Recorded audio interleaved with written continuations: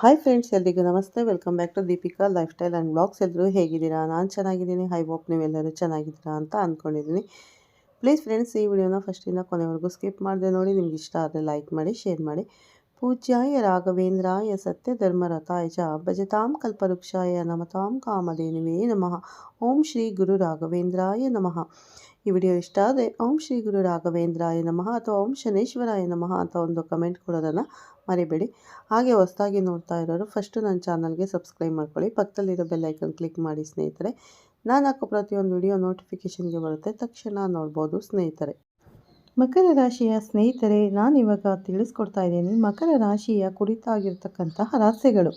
ಅವರ ಜೀವನದಲ್ಲಿ ಯಶಸ್ವಿ ಆಗಬೇಕಾದ್ರೆ ಪಾಲಿಸಬೇಕಾಗಿರುವಂಥ ಗುಟ್ಟುಗಳೇನು?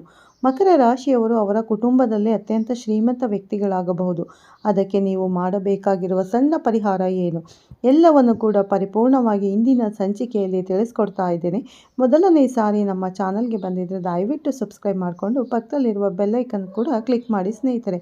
ಇದರಿಂದಾಗಿ ನಾವು ಹಾಕುವಂಥ ವಿಡಿಯೋಗಳು ನಿಮಗೆ ಮೊದಲೇ ಬಂದು ತಲುಪುತ್ತವೆ, ನೀವು ತಿಳ್ಕೊಬೋದು ಸ್ನೇಹಿತರೆ. ಹಣಕಾಸು, ಮದುವೆ, ದಾಂಪತ್ಯ ಏನೇ ಸಮಸ್ಯೆ ಇದ್ದರೂ ಕೂಡ ಈ ವರ್ಷದಲ್ಲಿ ನಿಮಗೆ ಎಲ್ಲ, ಯಾಕಂದರೆ ಗುರುಬಲ ಕೂಡ ಬರ್ತಾ ಇದೆ, ರಾಜಯೋಗ ಕೂಡ ಬರ್ತಾ ಇದೆ. ಹಾಗಾಗಿ ನಿಮಗೆ ಎಲ್ಲ ಕೂಡ ಪರಿಹಾರ ಆಗುತ್ತೆ ಅಂತ ಹೇಳ್ಬೋದು ಸ್ನೇಹಿತರೆ. ಮಕರ ರಾಶಿ ಅಂದ ಕೂಡಲೇ ರಾಶಿಯಾಧಿಪತಿ ಆಗಿರ್ತಕ್ಕಂಥ ಶನಿ ಗ್ರಹ ಆಗಿರುತ್ತೆ. ಈ ರಾಶಿಯಲ್ಲಿ ಕುಜಗ್ರಹ ಉಚ್ಚ ಸ್ಥಾನದಲ್ಲಿ ಇರ್ತಾರೆ. ಅತ್ಯಂತ ಶಿಸ್ತಿನ ಹಾಗೂ ಪರಿಶ್ರಮದ ರಾಶಿ ಇದಾಗಿರುತ್ತೆ ಸ್ನೇಹಿತರೆ. ಇವರು ಹೊರಗಿನ ನೋಟಕ್ಕೆ ಕಠೋರವಾಗಿ ಕಾಣಿಸ್ತಾರೆ, ಬಟ್ ಒಳಗೆ ಅತ್ಯಂತ ಮೃದು ಸ್ವಭಾವಿಗಳಾಗಿರುತ್ತಾರೆ. ಯಾರನ್ನು ಕೂಡ ನೋಯಿಸುವಂತಹ ಮನಸ್ಥಿತಿ ಇವರಲ್ಲಿ ಇರೋದಿಲ್ಲ. 3 ವಿಚಾರಗಳನ್ನು ಈ ಒಂದು ಸಂಚಿಕೆಯಲ್ಲಿ ಮಾತನಾಡೋಣ. ಒಂದು, ರಹಸ್ಯವಾಗಿ ಅವರು ಮಾಡಬೇಕಾಗಿರುವ ಪರಿಹಾರಗಳು. ಇನ್ನೊಂದು, ಅವರು ಮಾಡಬೇಕಾಗಿರುವ ಬದಲಾವಣೆಗಳು.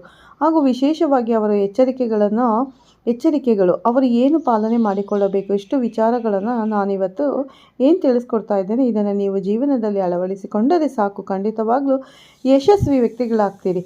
ಅತಿಯಾದ ವಿಶ್ವಾಸ ಅಂತಕ್ಕಂಥದ್ದು ಮಾಡಿ 2023, 24, 25ರಲ್ಲಿ ನಿಮ್ಮ ಜೀವನ ಏನಾಗಿದೆ ಅಂತಕ್ಕಂಥದ್ದನ್ನು ನೀವು ಆಲ್ರೆಡಿ ನೋಡಿದ್ದೀರಿ. ಅದನ್ನು ಈ ವರ್ಷ ಬಿಡುವಂಥದ್ದು ಒಳ್ಳೆಯದು, ಅಥವಾ ಮುಂದಿನ ದಿನದಲ್ಲಿ ಬಿಡುವಂಥದ್ದು ಒಳ್ಳೆಯದು.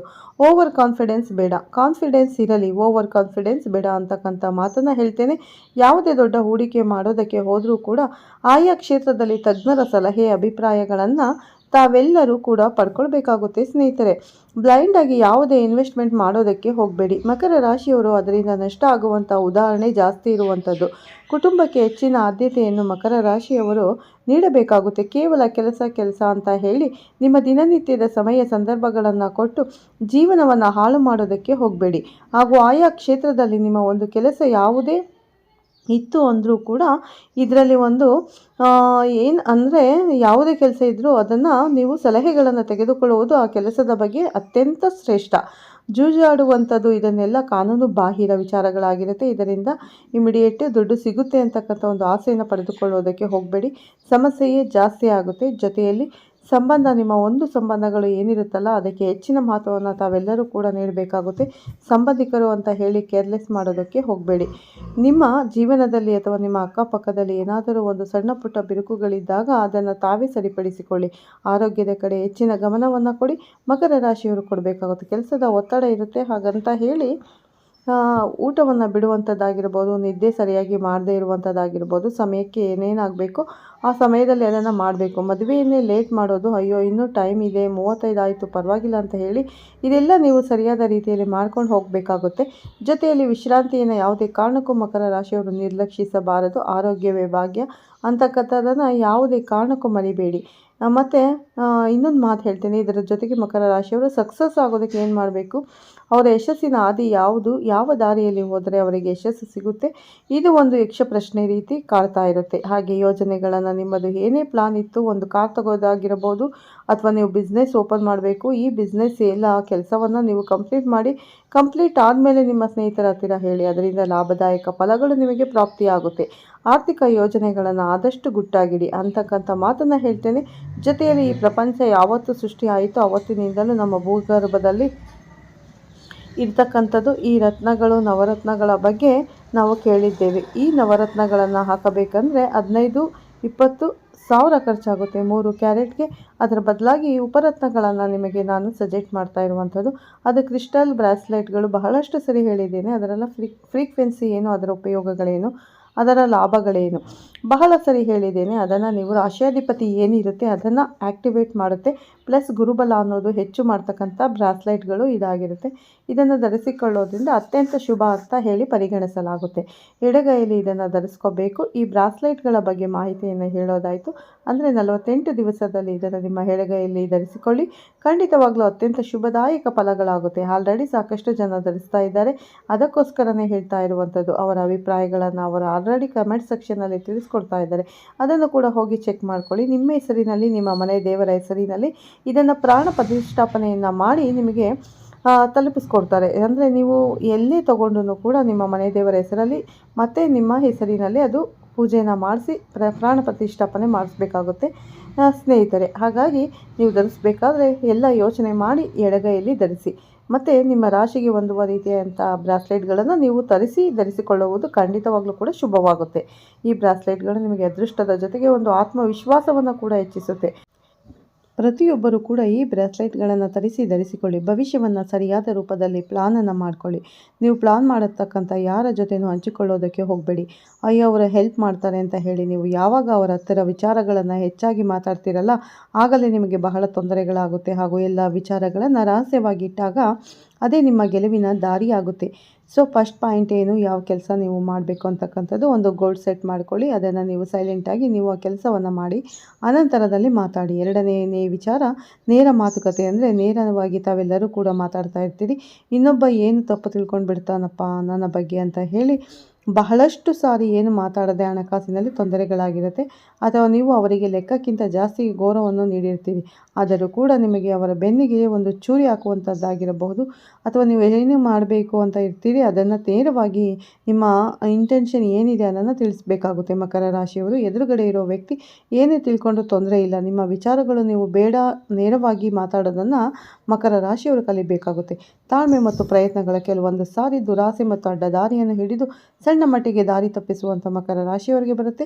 ತಾಳ್ಮೆ ಇಲ್ಲದೆ ಇರುವಂಥದ್ದು, ಇದನ್ನು ನೀವು ನಿಮ್ಮ ಜೀವನದಲ್ಲಿ ಅಳವಡಿಸಿಕೊಳ್ಳಬೇಕಾಗುತ್ತೆ. ಒಂದು ಸರಿ ಸೋತು ಕೂಡಲೇ ಅಯ್ಯೋ ಇದು ನರಿಯ ಕತೆ ನೆನಪಾಗುತ್ತೆ. ಅಲ್ಲಿ ದ್ರಾಕ್ಷಿ ಹುಳಿ ಅಂತ ಹೇಳಿ ಯಾವ ರೀತಿ ಒಂದು ನರಿ ಹೋಗಿರುತ್ತೋ ಅದೇ ರೀತಿ ಒಂದು ಬಾರಿ ಪ್ರಯತ್ನ ಪಟ್ಟು ಅದರಲ್ಲಿ ಏನು ಸಿಕ್ಕಿಲ್ಲ ಅಂದಾಗ ಅಲ್ಲಿ ದ್ರಾಕ್ಷಿ ತೋಟದಲ್ಲಿ ಏನು ಸಿಗೋದೇ ಇಲ್ಲ ಅನ್ನೋ ರೀತಿಯಲ್ಲಿ ಹುಳಿ ಅಂತ ಹೇಳಿ ಯಾವ ರೀತಿ ಒಂದು ನರಿ ಹೋಗಿತ್ತೋ ಆ ರೀತಿ ಯಾವುದೂ ಮಾಡೋದಕ್ಕೆ ಹೋಗಬೇಡಿ.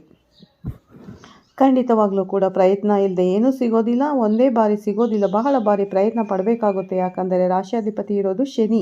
ಅಷ್ಟು ಸುಲಭವಾಗಿ ಯಾವುದೂ ಕೂಡ ಆಗೋದಕ್ಕೆ ಬಿಡೋದಿಲ್ಲ. ಅದನ್ನು ತಾಳ್ಮೆಯಿಂದ ಪುನರ್ ಪ್ರಯತ್ನವನ್ನು ಮಾಡಿ ನಿಮ್ಮ ತಪ್ಪುಗಳನ್ನು ತಿಳಿದುಕೊಂಡು ಜೀವನದಲ್ಲಿ ಅಳವಡಿಸಿಕೊಂಡು ಖಂಡಿತವಾಗ್ಲೂ ಕೂಡ ಲಾಭದಾಯಕ ಫಲಗಳು ಪ್ರಾಪ್ತಿಯಾಗುತ್ತೆ. ಸ್ನೇಹಿತರೆ, ಈ 3 ಸರಳ ಪರಿಹಾರಗಳನ್ನು ತಿಳಿಸ್ಕೊಡ್ತಾ ಇದ್ದೀನಿ. ಅದನ್ನು ನೀವು ಜೀವನದಲ್ಲಿ ಮಾಡೋದ್ರಿಂದ ಅತ್ಯಂತ ಯಶಸ್ವಿ ವ್ಯಕ್ತಿಗಳಾಗಿರ್ತೀರ. ಇದಕ್ಕೆ ನನಗೆ ಯಾವ ಕೆಲಸ ಅಂತ ವಿಡಿಯೋದ ಸ್ಟಾರ್ಟಿಂಗಲ್ಲೇ ನಾನು ಹೇಳಿದೆ. ಈ ವಿಚಾರವನ್ನು ತಾವೆಲ್ಲರೂ ಕೂಡ ಪಾಲನೆ ಮಾಡೋದ್ರಿಂದ ನೀವು ನಿಮ್ಮ ಕುಟುಂಬದಲ್ಲಿ ಅತ್ಯಂತ ಶಕ್ತಿಶಾಲಿ ವ್ಯಕ್ತಿ ಆಗ್ತೀರಾ ಅಥವಾ ಶ್ರೀಮಂತ ವ್ಯಕ್ತಿ ಆಗ್ತೀರಿ ಸ್ನೇಹಿತರೆ. ಅದು ಹೇಗೆ ತಿಳ್ಕೊಳ್ಳೋದಪ್ಪ ಅಂತಂದರೆ, ನಿಮ್ಮ ಜನ್ಮ ಜಾತಕದಲ್ಲಿ ಇರ್ತಕ್ಕಂಥದ್ದು 10ನೇ ಮನೆ 6ನೇ ಮನೆಯ ಅಧಿಪತಿ ಯಾರು ಅಥವಾ ಅದು ಸ್ಟ್ರಾಂಗ್ ಇದೆಯಾ ವೀಕ್ ಇದೆಯಾ ಇದನ್ನು ನೀವು ಒಮ್ಮೆ ಪರಿಶೀಲನೆ ಮಾಡ್ಕೊಳ್ಳಿ. ಈ ವಿಚಾರ ಇಷ್ಟೇ ಸಾಕು ನಿಮಗೆ ನಿಮ್ಮ ಜೀವನ ಸಕ್ಸಸ್ ಆಗಲಿಕ್ಕೆ. ಇದನ್ನು ನೋಡಿ ನಿಮಗೆ ಯಾವ ಬಿಸ್ನೆಸ್ಸು ಸೂಟ್ ಆಗೋಂಥ ಹೇಳಿ ನೋಡ್ಕೊಂಡು ಮಾಡಿ ಸಕ್ಸಸ್ ಆಗ್ತೀರಿ 100%. ಈ ಒಂದು ಮಾತು ಇವತ್ತು ನೆನಪಿಟ್ಕೊಳ್ಳಿ. ಇದು ನಿಮಗೆ ಖಂಡಿತವಾಗ್ಲೂ ಲಾಭದಾಯಕ ಫಲವನ್ನು ಪ್ರಾಪ್ತಿ ಮಾಡುತ್ತೆ. ಜಾತಕ ಇಲ್ಲದೆ ಇರೋರು ಏನು ಮಾಡೋದು, ಅದು ವಿಶೇಷವಾಗಿ ತಾಂಬೂಲ ಪ್ರಶ್ನೆ ಅಥವಾ ಪ್ರಶ್ನಾಶಾಸ್ತ್ರದಲ್ಲಿ ನಿಮಗೆ ಯಾವ ಕೆಲಸ ಆಗುತ್ತೆ ಅಂತಕ್ಕಂಥದ್ದನ್ನು ನೋಡಿ ತಿಳಿದುಕೊಳ್ಬಹುದು. ಹಾಗೆ ಪರಿಹಾರಗಳ ಬಗ್ಗೆ ಮಾತಾಡ್ತಾ ಇದ್ದೀನಿ. ಶನಿವಾರ ವಿಶೇಷವಾಗಿರ್ತಕ್ಕಂಥ ದಿನ ಶನಿಯ ವಾರ ಆಗಿರುತ್ತೆ. ಶನಿ ದೇವರಿಗೆ ಅಥವಾ ಆಂಜನೇಯ ಸ್ವಾಮಿಗೆ ಎರಡರಲ್ಲಿ ಒಂದು ದೇವರಿಗೆ ಎಳ್ಳೆಣ್ಣೆಯ ದೀಪವನ್ನು ತಾವು ಹಚ್ಚಬೇಕಾಗುತ್ತೆ. ಅಥವಾ ಒಂದು ಎಳ್ಳುಬತ್ತಿ ಹಚ್ಚುವಂಥದ್ದು. ಶನಿ ಚಾಲಿಸ ಅಂತ ಬಹಳ ಜನ ಹನುಮಾನ್ ಚಾಲಿಸ ಕೇಳಿರ್ತೀರ. ಶನಿ ಚಾಲಿಸ ಅಂತದ್ದು ಇದೆ, ಅದು ಯೂಟ್ಯೂಬಲ್ಲಿ ಸರ್ಚ್ ಮಾಡಿ ಅದನ್ನು ಕೇಳಿಕೊಂಡು ಸಾಕು. ಹನುಮಾನ್ ಚಾಲಿಸ ಕೇಳಿಕೊಂಡು ಸಾಕು. ವಿಶೇಷವಾದಂಥ ಪರಿಹಾರ ಹನುಮಾನ್ ಚಾಲಿಸವನ್ನು ಹನುಮಂತನ ದೇವಾಲಯದಲ್ಲಿ ಕುಂತು ಓದುವಂಥದ್ದು ಅತ್ಯಂತ ಶಕ್ತಿಶಾಲಿ ಅಂತ ಹೇಳಿ ಪರಿಗಣಿಸಲಾಗುತ್ತೆ. ಇದನ್ನು ತಾವೆಲ್ಲರೂ ಕೂಡ ಮಾಡಿ. ಹಾಗೆ ದಾನ ಧರ್ಮವನ್ನು ಮಾಡ್ತಕ್ಕಂಥದ್ದು, ನಿಮ್ಮದೇನೋ ಕೆಲಸ ಆಗಬೇಕು ಸಂಕಲ್ಪ ಮಾಡಿಕೊಂಡು ದಾನ ಧರ್ಮವನ್ನು ಮಾಡ್ಕೊಳ್ಳಿ. ಅಸಹಾಯಕರಿಗೆ ಅಂದರೆ ನಿಮ್ಮಂಥ ಕೆಳಗೆ ಯಾರು ಇರ್ತಾರೆ ಅವರನ್ನು ಮೇಲೆ ಎತ್ತೋದಕ್ಕೆ ಪ್ರಯತ್ನ ಪಡಿ. ಖಂಡಿತವಾಗ್ಲೂ ದಾನ ಅಂದ ಕೂಡಲೇ ದುಡ್ಡನ್ನು ಕೊಡಿ ಅಂತಲ್ಲ, ನಿಮ್ಮಲ್ಲಿ ಇರ್ತಕ್ಕಂಥ ನಾಲೆಡ್ಜನ್ನು ಇನ್ನೊಬ್ಬರಿಗೆ ಕೊಡುವಂಥದ್ದು ಕೂಡ ವಿದ್ಯಾದಾನ ಆಗುತ್ತೆ. ವಿದ್ಯಾದಾನವನ್ನಾದರೂ ಮಾಡಬಹುದು. ಈ ರೀತಿ ದಾನವನ್ನು ಮಾಡ್ಕೊಳ್ಳಿ. ನಿಮಗೆ ಕಷ್ಟಗಳು, ಸಾಲ ಬಾಧೆಗಳು ಜಾಸ್ತಿ ಇತ್ತು ಅಂದರೆ ಒಂದಷ್ಟು ದೇವಾಲಯ ಯಾವುದರಲ್ಲೂ ಅಕ್ಕಪಕ್ಕದಲ್ಲಿ ನಿರ್ಮಾಣ ಆಗ್ತಾ ಇತ್ತು ಅಂದರೆ ಅಲ್ಲಿಗೆ ಒಂದು ಸ್ವಲ್ಪ ಕಬ್ಬಿಣವನ್ನು ದಾನವಾಗಿ ನೀಡಿ ಈ ಸಾಲ ಬಾಧೆಯಿಂದ ತಾವು ಹೊರಬರಬಹುದು. ಅಥವಾ ಧರ್ಮಛತ್ರ ಯಾವುದಾದ್ರೂ ಇತ್ತು ಅಂದರೆ ಅಲ್ಲಿ ಏನಾದರೂ ಕಬ್ಬಿಣದ ವಸ್ತುವನ್ನು ದಾನವಾಗಿ ನೀಡ್ತಕ್ಕಂಥದ್ದು ಅತ್ಯಂತ ಶುಭ ಅಂತ ಹೇಳಿ ಪರಿಗಣಿಸಲಾಗುತ್ತೆ. ವಿಶೇಷವಾಗಿ ಶನಿಯ ಮಂತ್ರ ಓಂ ಶಂ ಶನೇಶ್ವರಾಯ ನಮಃ ಈ ಮಂತ್ರವನ್ನು ದಿನನಿತ್ಯ 108 ಬಾರಿ ಜಪಿಸತಕ್ಕಂಥ ಅತ್ಯಂತ ಶುಭ ಅಂತ ಹೇಳಿ ಮಕರ ರಾಶಿಗೆ ಪರಿಗಣಿಸತಕ್ಕಂಥದ್ದು. ಹಾಗೂ ಈ ಮಂತ್ರವನ್ನು ಜಪಿಸುವುದರಿಂದ ನಿಮಗೆ ಶಾಂತಿ, ನೆಮ್ಮದಿ ಅಂತಕ್ಕಂಥದ್ದು ಹೆಚ್ಚಾಗುತ್ತೆ. ಬಾಧೆಗಳೆಲ್ಲವೂ ಕೂಡ ದೂರ ಆಗುತ್ತೆ. ಹಾಗೆ ನಿಮ್ಮ ರಾಶಿಗೆ ಅನುಗುಣವಾಗಿರ್ತಕ್ಕಂಥ ಕ್ರಿಸ್ಟಲ್ ಬ್ರಾಸ್ಲೆಟ್ಗಳು ನಿಮ್ಮ ಎಡಗೈಯಲ್ಲಿ ನೀವು ಧರಿಸತಕ್ಕಂಥದ್ದು ನಿಮಗೆ ಗುರುಬಲವನ್ನು ಹೆಚ್ಚಿಸುವುದರ ಜೊತೆಗೆ ಶನಿಯ ಉಪಟಳವನ್ನು ಕೆಟ್ಟ ಒಂದು ದೃಷ್ಟಿಯನ್ನು ಎಲ್ಲವನ್ನು ಕೂಡ ಕಡಿಮೆ ಮಾಡುತ್ತೆ ಸ್ನೇಹಿತರೆ. ಇದರಿಂದ ನಿಮ್ಮ ಜೀವನ ಅತ್ಯಂತ ಎತ್ತರಕ್ಕೆ ಇರುತ್ತೆ ಹಾಗೂ ನಿಮ್ಮ ಸಮಸ್ಯೆಗಳೆಲ್ಲವೂ ಕೂಡ ದೂರ ಆಗುತ್ತೆ. ಎಲ್ಲವನ್ನು ಕೂಡ ನಿಮ್ಮ ಜೀವನದಲ್ಲಿ ಅಳವಡಿಸಿಕೊಳ್ಳಿ. ನಿಮ್ಮ ಕಷ್ಟಗಳೆಲ್ಲವೂ ಕೂಡ ದೂರ ಆಗುತ್ತೆ. ಆ ಭಗವಂತ ಶನಿ ಪರಮಾತ್ಮ ನಿಮ್ಮ ಆಸೆ ಆಕಾಂಕ್ಷೆಗಳೆಲ್ಲವೂ ಕೂಡ ಈಡೇರಲಿ. ವಿಡಿಯೋ ನೋಡಿದ ಪ್ರತಿಯೊಬ್ಬರೂ ಕೂಡ ಶನೇಶ್ವರಾಯ ನಮಃ ಅಂತ ಹೇಳಿ ಕಮೆಂಟ್ ಹಾಕೋದನ್ನು ಖಂಡಿತ ಮರಿಬೇಡಿ ಸ್ನೇಹಿತರೆ. ಎಲ್ಲರಿಗೂ ಒಳ್ಳೆಯದಾಗಲಿ ಅಂತ ಹೇಳ್ತಾ ಈ ವಿಡಿಯೋನ ಎಂಡ್ ಮಾಡ್ತಾ ಇದ್ದೀನಿ. ಹಾಗೆ ಮತ್ತೆ ಸಿಗ್ತೀನಿ ನಿಮಗೆ ಉತ್ತಮ ರಾಶಿ ಭವಿಷ್ಯದೊಂದಿಗೆ. ಅಲ್ಲಿವರೆಗೂ ಧನ್ಯವಾದಗಳು. ಹೊಸದಾಗಿ ನೋಡೋರು ಫಸ್ಟ್ ನಮ್ಮ ಚಾನಲ್ಗೆ ಸಬ್ಸ್ಕ್ರೈಬ್ ಮಾಡ್ಕೊಂಡು ಪಕ್ಕದಲ್ಲಿರೋ ಬೆಲ್ ಐಕನ್ ಕ್ಲಿಕ್ ಮಾಡಿ ನಾನು ಹಾಕೋ ಪ್ರತಿಯೊಂದು ವಿಡಿಯೋ ನೋಟಿಫಿಕೇಷನ್ಗೆ ಬರುತ್ತೆ, ತಕ್ಷಣ ನೋಡ್ಬೋದು ಸ್ನೇಹಿತರೆ. ವಿಡಿಯೋ ಇಷ್ಟ ಆಗಿದೆ ಲೈಕ್ ಮಾಡಿ, ಶೇರ್ ಮಾಡಿ. ಮತ್ತೆ ಸಿಗ್ತೀನಿ ಉತ್ತಮ ರಾಶಿ ಭವಿಷ್ಯದೊಂದಿಗೆ. ಧನ್ಯವಾದಗಳು. ಪ್ರತಿಯೊಬ್ಬರಿಗೂ ಶನಿ ಮಹಾತ್ಮ ಸ್ವಾಮಿ ಒಳ್ಳೆಯದನ್ನು ಮಾಡಲಿ ಅಂತ ನಾನು ಕೂಡ ದೇವರಲ್ಲಿ ಪ್ರಾರ್ಥನೆಯನ್ನು ಮಾಡ್ತೀನಿ ಸ್ನೇಹಿತರೆ. ಮಕರ ರಾಶಿಯವರಿಗೂ ಕೂಡ ಒಳ್ಳೆಯದಾಗಲಿ.